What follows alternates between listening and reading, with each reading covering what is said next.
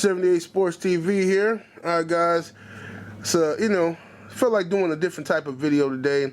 Talk a little shit about these old fighters and give y'all some information you might not have known, or maybe you forgot, But first let me blaze.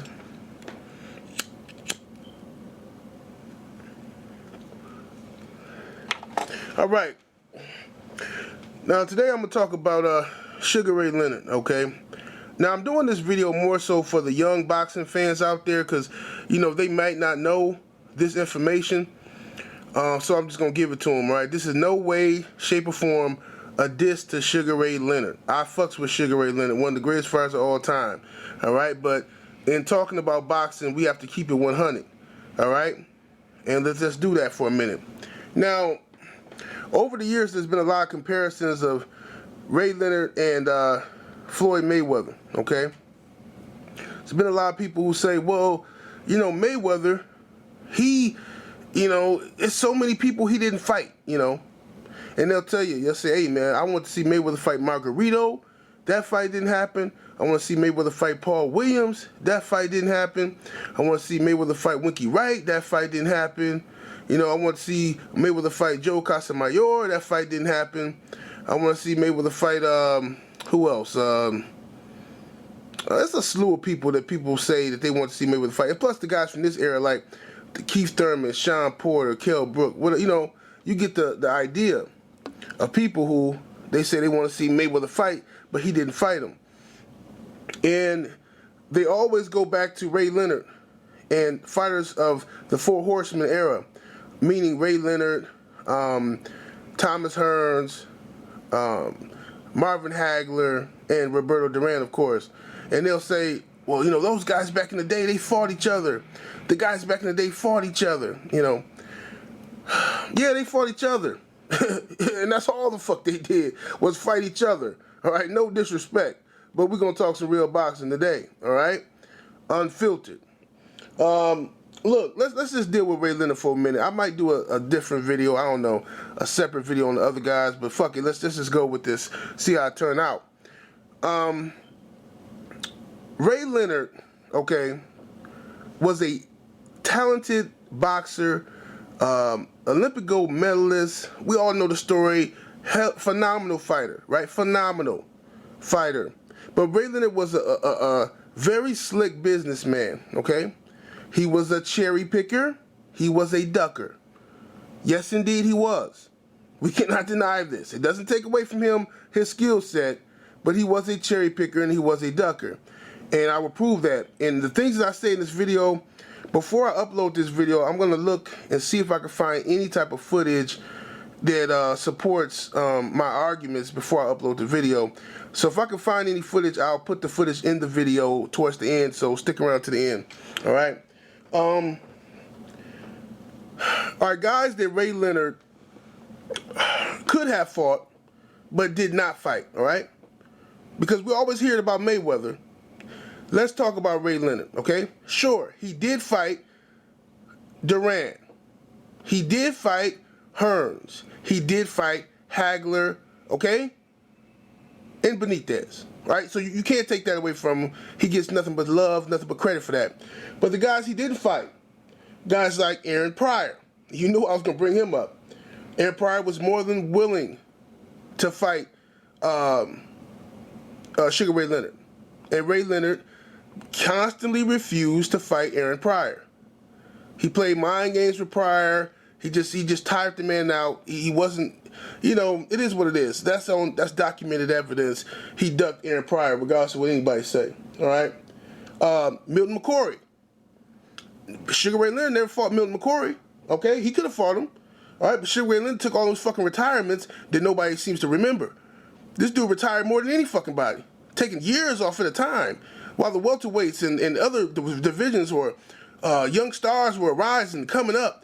And Ray Leonard would just get ghost and then pop back up when he sees an opening, right? Same shit they say about Mayweather. Ray Leonard was doing this shit first. Okay, so he didn't fight Milton McCory. He didn't fight Donald Curry. He didn't fight Maurice Blocker. All right? He didn't fight motherfucking Lloyd Hunnigan. All right? He didn't fight, what's the dude name who trained Deontay Wilder? He didn't fight Mike Breland back in them days. All right, Simon Brown, Columbe. He had opportunities to fight Columbe. He didn't fight him. Mike McCallum, of course. Iran Barkley. I don't remember Leonard fighting him. And Michael Nunn, of course. Leonard didn't fight none of those guys. Now, to the casual, they'll say, well, who are those guys? Who gives a fuck about those guys? Well, just go kill yourself, you know. The thing is this. Let's talk about Mike McCallum, all right? No, fuck it. Let's talk about Donald Curry, okay? Donald Curry, all right, was at one point in time the pound-for-pound best fighter in the world. In the world, the pound-for-pound number one. He was a beast of a welterweight. Skill set, you know, he was an amazing fighter, okay? He was undefeated at the time. And he was growing out of... He was having a hard time making welterweight. He was growing out of that weight, okay? And I believe he was signed with Top Rank. Was it Top Rank? It was Top Rank he was signed with, okay? Now, Donald Curry wanted to... he had options on the table, all right? He wanted to move up in weight to fight either a Mike McCallum or fight a Marvin Hagler, okay? Now, this is when Curry was the best fighter in the world. He was going to move up in weight to fight either a Mike McCallum or a Marvin Hagler. And I assume he probably would have took the Hagler fight over McCallum, okay? Now, Donald Curry sought counsel with Sugar Ray Leonard. Leonard came to Curry and befriended him because at this time, Ray Leonard was a TV announcer. You know, he's one of the announcers, like doing what Roy Jones and Hopkins does. And Ray Leonard came to Curry and was talking to him, giving him advice like, well, I don't think you should move up and weight to fight Hagler right now. I think you should try to make the weight again and just fulfill your contract with Bob Arum. And once you fulfill that contract with Bob Arum, then you'll be free to do your own business and you can negotiate a Hagler fight and you can get all the money yourself. So Donald Curry, listening to this and believing that Sugar Ray Leonard had his best interest in heart, he pulled out of negotiations with Marvin Hagler, okay? Listening to the legend Sugar Ray Leonard. And what did Sugar Ray Leonard do? 2 weeks later, Sugar Ray Leonard has signed a contract to fight Marvin Hagler, okay? So Donald Curry held a grudge against Sugar Ray Leonard for that because he felt like Leonard purposely gave him bad information so that he could sneak in and steal the fight. But fine, that's just business. I'm not even tripping on that. The part that bothered me is that Donald Curry wanted a piece of Sugar Ray Leonard after that. He kept calling out Leonard. I want Sugar Ray Leonard. He even tried to sue Sugar Ray Leonard, okay? And he wanted a piece of Ray Leonard bad, and Ray Leonard refused to fight Donald Curry. He refused to fight him, man. He ducked Donald Curry like nobody's business. I remember Ray Leonard being on television saying, it was after one of them fights, and I'll try to find the footage. It was after a Curry fight, I believe, when they were talking. And I think Ray Leonard, somebody asked Ray Leonard about, you know, the fighting Donald Curry, and he said, no, I'm not fighting him. I'd rather fight him in court. And I'm like, what the fuck? This dude, Sugar Ray Leonard, man, used to duck the shit out of people, man, and nobody gave a fuck about him ducking. They just, like, laughed it off or something. You know, it wasn't no social media in those days, so fans couldn't have instant messaging and talking shit right away. And, you know, did you see what Leonard said? It wasn't like that. So he pretty much got away with a lot of bullshit. Also, so that's Donald Curry, Aaron Pryor, he ducked. He ducked Marvin Hagler for like 5 fucking years. Y'all know I ain't lying about that now. Come on, man. This Ray Leonard had that big-ass fucking retirement party when nobody knew he was retiring. And everybody thought, he invited all those people there, and people thought that he was going to announce that he was going to fight Marvin Hagler, all right? And instead, he tricked everybody, got him there and said he finna fucking retire, all right? Some old snake-ass shit. So he came back to fight Hagler, you know, like I said, after Hagler had been in that war with Mugabe. He figured like Hagler had lost a step, all right? He figured like, I can beat Hagler now. So he didn't want Donald Curry to get to Hagler before him, you know? Not saying I think Curry could have beat Hagler, but this is the mind of Sugar Ray Leonard. He didn't want Curry to get to Hagler before him. So he played Curry, got him out the way, and then he steps in to fight Hagler. Now, who else? This nigga duck. My man Michael Nunn. All right.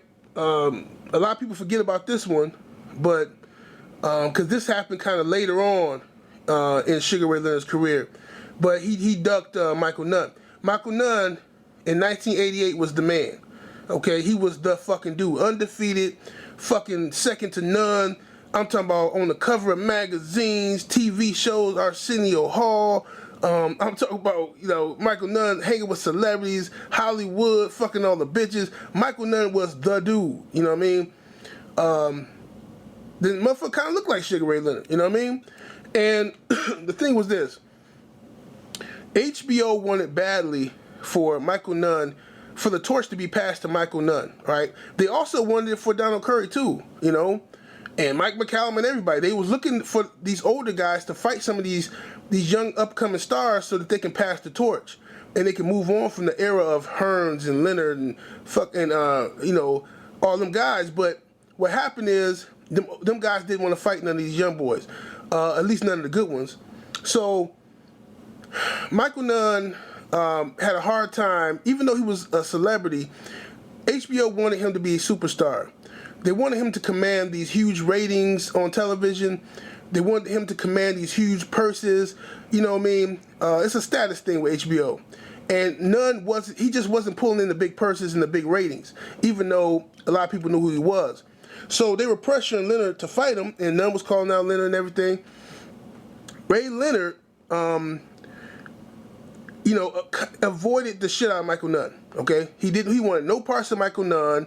I think they fucking pretty much negotiated from like goddamn I want to say late 1988 to goddamn 1990 sometime.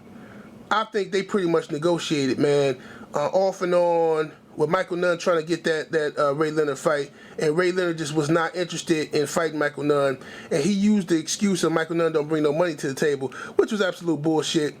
And you know, Michael Nunn was kicking ass, taking names. He was fighting everybody. He fought Donald Curry. He fought everybody. You know, he beat him. You know, and Leonard didn't want to fight him. Oh, he don't bring no money to the table, all that kind of shit, you know. So he stalled him out, you know, and Michael Nunn, being the warrior he is, he did not have to fight James Toney. He did not have to fight James Toney. It was not his mandatory. He fought James Toney to prove something to people. He fought this undefeated knockout artist and James Lights Out Toney, and Michael Nunn was stunting all over James Toney, you know what I'm saying, beating him easy. Until the 11th round, Michael Nunn got cocky. James Toney caught him, knocked him smooth the fuck out. All right, now, after that, you heard no more talks of Ray Leonard versus Michael Nunn. And it worked out conveniently great for Sugar Ray Leonard. All right, now let's talk about who else. So those are the guys who I feel Ray Leonard could have fought and ducked him. All right, because Ray Leonard was running around fighting motherfucking Tommy Hearns again, Roberto Duran for the third time, shit like that. That nobody even want to fucking see. And he was fighting these motherfuckers. And then he tried to fight Terry Norris and got his ass handed to him. Terry Norris wasn't bringing him no money to the table. Come on, Ray Leonard was a cherry-picking ducker. He just thought he could beat Terry Norris because Terry Norris had already been beaten like 3 times. Michael Nunn was undefeated. Terry Norris had already been beaten like 3 times. So Ray Leonard thought he could come back and stun on this boy, and Terry Norris beat his motherfucking ass. All right. Let's talk about Mike McCallum real quickly. All right, we already know the story. Mike McCallum, you know, great, hell of a fighter, the body snatcher, you know, but McCallum was coming up through the rankings, you know, through the 80s, dominating everybody. You know, he was doing this fucking thing. And once again, you know, McCallum did have a lot of managerial problems. I will admit that. He had a lot of managerial problems. He kept switching from this manager, that manager, trainer to trainer, you know, and it was just a lot of messy shit that was going on with Mike McCallum. But when he was with Emmanuel Stewart in the Croc Gym, okay, and Mike McCallum had worked this way up for a shot at the WBA title against Roberto Duran. Now, you would think that Emmanuel Stewart, you know, well, Emmanuel Stewart told Mike McCallum, okay, we got you. You got your title shot. We're going to get you your title shot against Duran. And what Emmanuel Stewart did was he went to the negotiation room with Duran and worked out a deal for Duran to fight Thomas Hearns, right? Snaked the fuck out of Mike McCallum. So McCallum got pissed off and he left Emmanuel Stewart, rightfully so. Thomas Hearns starched the fuck out of Roberto Duran. He, you know, I mean, y'all remember that fight? He knocked the fuck out of Roberto Duran. And Mike McCallum proceeded beating the shit out of every fucking body in his path, beating the fuck out of every fucking Kronk fighter that Emmanuel Stewart put in front of him. He beat their asses. And he wanted revenge. He was bitter for a long time. And he was avoided. I mean, Hagler didn't fight him when he could have. You know, there was a lot of people that could have fought him. Ray Leonard could have fought him. I don't want to hear shit about Ray Leonard when he retired. No, that motherfucker was sitting right there ringside watching these fights. Ray Leonard could have fought him. Thomas Hearns could have fought him. And they didn't. They didn't fight Mike McCallum. And as a result, you know, when we talk about these legendary fighters, they don't get the same credit that the Four Horsemen of the 80s get, because the Four Horsemen of the 80s didn't fight these guys and give them an opportunity to prove their greatness, you know? And that's the fucked up part, you know? So, it is what it is. I ain't gonna make this video too long. I've been talking for a minute. But, I just want to give the young guys some information about that, man. You know, what you see going on in boxing right now is not new. It's not, man. You know, it didn't happen as much back in the day, but it's definitely not new, okay? The difference is now, all right, in comparison to yesterday, is that yesterday you had a few divas and cherry pickers, all right? There was a few of them, okay? And they did a lot of shady shit. However, today, every fucking body in today's fighting seems to want to have this diva attitude and this cherry picking shit. Listen, if you want to get to that status to do that, then goddamn it, work for it, okay? Deserve it. Beat the people you're supposed to beat, all right? And then you want to sit on your high horse and cherry pick and I'm gonna do this, I'm gonna do that. Fine, do what the fuck you want to do, but you can't do it coming out the gate. You can't be sitting around and you know, you ain't fought in 2 fucking years and you want to, you know, dictate shit and all. Man, you can't do that. You know? What the fuck happened to Demetrius Andrade? Anybody? Does anybody know? Is anyone home? What the fuck happened to this great fucking fighter, Demetrius Andrade? See, this is what I mean about these guys nowadays. See, everybody's trying to be Mayweather. Everybody's trying to be Ray Leonard. Okay? But those guys did work for what they got, you know what I mean? They worked for the status that they had, all right? You know? And anyway, I heard somebody else say this real quickly before I end the video. Somebody said some shit like, oh, well, Ray Leonard was an old man by the time Michael Nunn. That's bullshit, man. That's fucking bull. Ray Leonard was in his early 30s, okay? How fucking old is Floyd Mayweather? How old is fucking Pacquiao, right? So don't talk to me about Ray Leonard was old. This motherfucker was in his early 30s. Get the fuck up out of here with that shit. So anyway, that's all I got to say about it. 70 Sports TV. Let me know your thoughts on ducking in the sport of boxing. 70 Sports TV and I'll holler. I want to fight Leonard because I feel like I'm the king of the junior welterweights for what I've already done. A bout with Sugar Ray Leonard offered the surest path to a world-class payday. But Pryor's challenges were repeatedly dismissed. I had just been asked that you want to challenge me, and that you knock me down, and I knock you down. And we've had workouts when we were amateur. I actually knocked the guy as a pro and an amateur. What do you know? He knows me. Me and Leonard, you know, I worked with him for the last 3 or 4 before he became Mr. Leonard. And there was a little rivalry there, always was.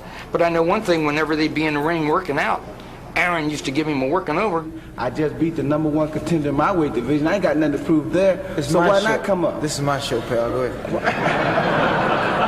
Any other questions, please? I want to fight. I want to fight. I beat Tommy Hearns. Aaron Pryor was being shortchanged by history, if not opponents. And do up, and that was basically it. So to say he was one to give me that black eye or whatever, no. If it wasn't for the injury in training, I would have been clean completely. After earning Sports Illustrated Sportsman of the Year honors, Sugar Ray set out to defend his undisputed welterweight title. On February 15th of 1982, Leonard knocked out an amateurish club fighter, Bruce Finch, in just 3 rounds, even though the champion claimed Finch hit him harder than any of his previous opponents. There was no apparent further damage to the left eye. But as he prepared for a second defense in May of '82 with Roger Stafford, tragedy struck. Ray began to see wiggly lines while training in Buffalo, and he returned to Johns Hopkins in Baltimore for surgery. The retinal detachment is a condition in which the retina, which perceives the light in the back of the eye, becomes separated from the wall of the eye. It was my hope that he would gain a full recovery, and as things turned out, that in fact happened, and in that eye the vision has returned to normal. And it's been my feeling that the eye is well healed and stable, and therefore he can make his career choices without those being mandated by medical necessity. Back in November 1982, Sugar Ray Leonard's decision was to retire.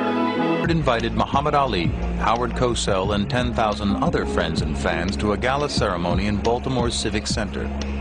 For Hagler's camp, the personal request of their presence could only mean one thing. We figured that he invited us down to make the official announcement to the world that he was going to challenge Marvelous Marvin Hagler. And as I stand here, in 1 second, I'll tell you exactly what I'm going to do. And we sat there with that anticipation as Leonard led us down the primrose path. To Marvin Hagler. But unfortunately, it'll never happen. Thank you, and God bless you all. Thank you. It was like just a backhander across the face to Marvin. You fool. You fool. You came all the way down here thinking I was going to give you this. There it is. Sugar Ray Leonard has retired, and God bless him. He had nothing more ever to prove. Marvin never, ever forgave him for that. To this day, you say Ray Leonard, and you duck if you're with Marvin Hagler. Would you like to fight him?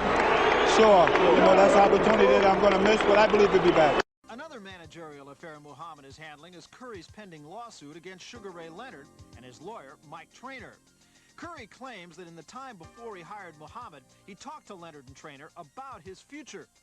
They suggested Curry stay a welterweight temporarily and not set up fights with either Mike McCallum or Marvelous Marvin Hagler until Curry had cleared his obligations to promoter Bob Arum. When Sugar Ray announced his fight against Hagler only weeks later, Curry felt slighted. He now claims Leonard and Traynor purposely led him away from Hagler, leaving the door open for themselves.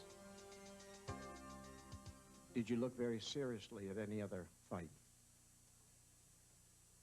I thought about Donald Curry, but that was from a personal matter, but I definitely have a score to settle with Ray also.